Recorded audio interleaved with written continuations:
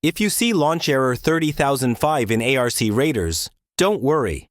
This usually happens because of corrupted game files, easy anti-cheat issues, or permission conflicts. Here's how to fix it step by step. First, close the launcher completely.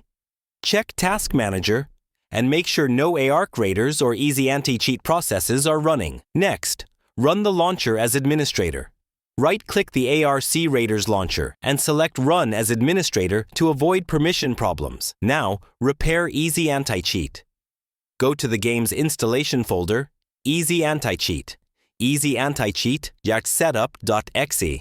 Select ARC Raiders and click Repair Service. After that, verify or repair game files. If using Steam, right-click ARC Raiders, Properties, Installed Files.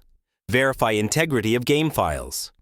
Also, disable overlays and background apps. Turn off Discord overlay, Steam overlay, and screen recorders that may interfere with launching. Finally, check firewall and antivirus settings. Ensure both ARC Raiders and Easy Anti-Cheat are allowed through your firewall. Temporarily disabling antivirus can help identify issues. Once done, restart your PC and launch ARC Raiders.